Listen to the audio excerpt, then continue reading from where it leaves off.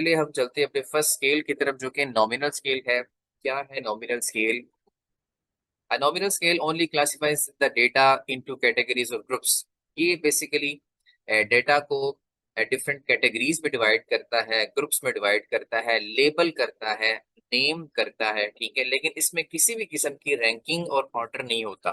ठीक है, इसके कैरेक्टरिस्टिक्स में अगर हम देखें तो इसमें सिर्फ सिर्फ कैटेगराइज करता है चीजों को। आगे एग्जांपल्स आ रही है, मन पर मन डिस्कस करते हैं। रैंकिंग इसमें अवेल नहीं होती, रैंक नहीं करता चीजों को, कोई इंटरवल्स नहीं होते इसके अंदर, और नॉट ट्रू ट्रू जीरो भी, यानी कि डाटा को जीरो से स्टार्ट नहीं करता ये। ठीक है, कोई ट्रू जीरो इसमें अवेलेबल नहीं होता। कोई फ्रीक्वेंट, सिर्फ इसके अंदर जो है फ्रीक्वेंसीज और परसेंटेज जो है वो कैलकुलेट हो सकती हैं। मैं एक्सप्लेन करूंगा कि किस तरह से फ्रीक्वेंसीज का मतलब क्या है यहाँ पे और परसेंटेज का मतलब क्या है। एग्जाम्पल में हम देखें, फॉर एग्जाम्पल हमारे पास जो है वो जेंडर की बात हो रही है। ठीक है, अगर हमने फॉर एग्जाम्पल हम क्वेश्चनर फिल करवा रहे हैं, आप लोगों ने अक्सर सर्वे फिल किए होंगे, तो सर्वे के अंदर आपसे सबसे पहले पूछा जाता है जेंडर। ठीक है, और वहां पे आपके पास दो ऑप्शंस होती हैं, मेल एंड फीमेल। ठीक है जी, तो मेल को उन्होंने वन लिखा होता है, फीमेल को उन्होंने टू लिखा होता है, तो आप किसी एक पे टिक करते हैं। ये बेसिकली यहाँ पे नॉमिनल स्केल यूज हो रहा है। ठीक है, इस स्केल को हम नॉमिनल स्केल कहते हैं, और इसमें बेसिकली कैटेगरीज हैं, सिर्फ लेबल किया गया है मेल और फीमेल। अब यहाँ पे these number are just labels, ये वन और टू जो हमने लेबल किए हैं ना, जस्ट नंबर्स हैं। मतलब two is not greater than one and one is not greater than two. यहाँ पे कोई एक दूसरे से बड़ा नहीं है। ठीक है, कोई डिफरेंस नहीं है इसके अंदर, मतलब बड़े छोटे के हवाले से। यहाँ पे जस्ट हमने लेबल किया चीजों को, यहाँ पे हमने जस्ट कैटेगराइज किया है। फर्दर एग्जाम्पल इसके डिस्कस करते हैं, रियल लाइफ एग्जाम्पल में चलते हैं। यही अगर हम बात कर लें कि अगर एक रिसर्चर है वो स्टडी करना चाहता है कि whether male and female students differ in academic performance, male और फीमेल स्टूडेंट्स की एकेडमिक परफॉर्मेंस को देखना चाहता है, डिफरेंस देखना चाहता है। ठीक है, तो वहां पे वो नॉमिनल स्केल यूज करेगा जेंडर के हवाले से। ठीक है, और मेल और फीमेल लिखेगा और इसको लेबल करेगा। इसी तरह से अगर हम कोई ब्लड ग्रुप देखना चाहते हैं किसी का, तो हम डिफरेंट कैटेगरीज बना देंगे कि ए पॉजिटिव है, ये नेगेटिव है, बी है, ए बी पॉजिटिव है, या ओ पॉजिटिव है। ठीक है, अब ये बेसिकली हमने कैटेगरीज लगा दी हैं, ये बना दी यहाँ पे हमने, और हमने ये लोगों को दे देना है। लोगों ने अपने अपने ब्लड ग्रुप के हवाले से किसी पे टिक करते हैं। ठीक है, अब ये बेसिकली कैटेगरीज हैं, कैटेगरीज में आंसर्स लिखे हुए हैं। अब इन आंसर्स के अंदर जो है वो कोई ऑर्डर एग्जिस्ट नहीं कर रहा है, कोई रैंक एग्जिस्ट नहीं कर रहा। हम ये नहीं कह सकते कि ए जो है बहुत ज्यादा सुपीरियर है बी से, या बी बहुत ज्यादा सुपीरियर है ए से, ए बड़ा है बी से, बी छोटा है ए बी से, ऐसा कुछ नहीं है।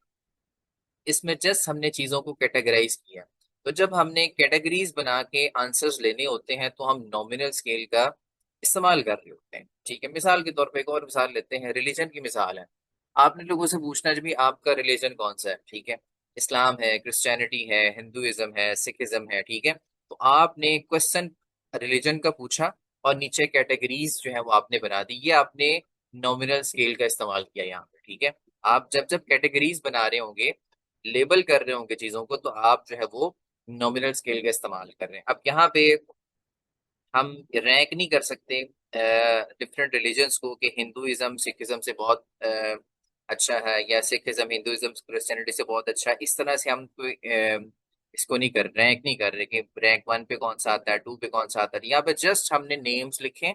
ठीक है, और हम अगले से पूछना चाह रहे हैं कि भाई आपका ताल्लुक किस मजहब के साथ। ठीक है, तो ये नॉमिनल स्केल के जरिए से हम जो है स्केल सेट किए और हम पूछ रहे हैं। ठीक है, जस्ट कैटेगरीज है। मिसाल के तौर पे अगर हम कोई बैंकिंग रिसर्च कर रहे हैं, ठीक है, कंपैरेटिव स्टडीज कर रहे हैं, तो वहां भी हम नॉमिनल स्केल का इस्तेमाल कर लेंगे।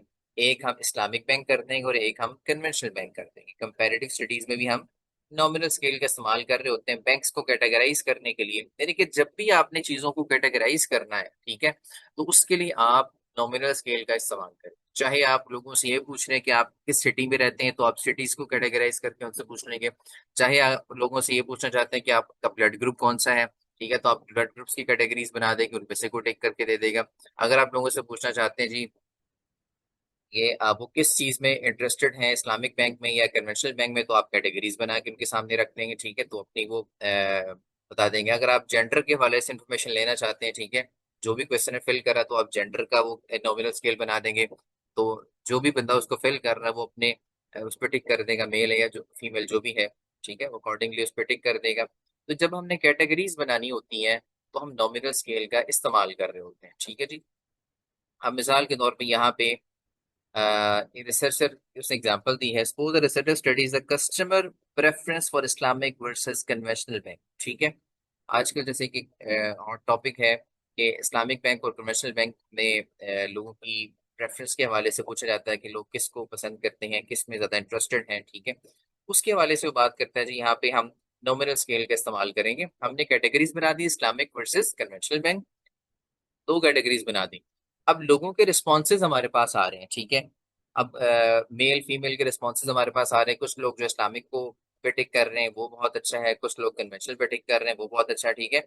अब यहाँ पे हमारे पास बेसिकली दो कैटेगरीज थी, नॉमिनल स्केल था और उसके हवाले से हमारे पास रिस्पॉन्सेज आ रहे हैं, ठीक है। अब इसमें फ्रीक्वेंसीज और परसेंटेज हम फाइंड आउट कर सकते हैं, ठीक है। जैसे मैंने पहले कहा था आपको, आगे चल के एक्सप्लेन करूंगा फ्रीक्वेंसीज और परसेंटेज का मतलब क्या है।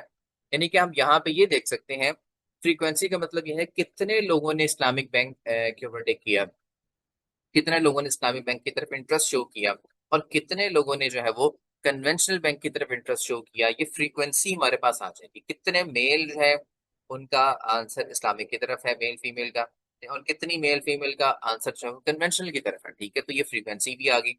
और इसी तरह से हमारे पास परसेंटेज भी आ सकती है कि फैसलाबाद में अगर हमने सर्वे किया है, लाहौर में सर्वे किया है, या हमने किसी कंट्री के अंदर सर्वे किया है, तो यहाँ पे कितने परसेंटेज जो है अवाम की उसने इस्लामिक की तरफ इंटरेस्ट शो किया, और कितनी परसेंटेज अवाम की है जिसने कन्वेंशनल की तरफ जो है वो इंटरेस्ट शो किया, ठीक है। तो बेसिकली ये स्केल यूज होता है जब हमने चीजों को कैटेगराइज करना होता है। और इसके अंदर हम जो है मीन कैलकुलेट नहीं कर सकते, क्योंकि दो ही कैटेगरीज है हमारे पास। तो हम इसमें मीन कैलकुलेट नहीं कर सकते। मीन के लिए हमें ज्यादा कैटेगरी चाहिए होती है, उनका सम अप करते हैं, फिर हम एवरेज लेते हैं। इसी तरह से हम एवरेज को, स्टैंडर्ड डेविएशन को यहाँ पे कैलकुलेट नहीं करते, ठीक है। तो this is all about the nominal scale. Hopefully आपको यहाँ तक समझ आ गई।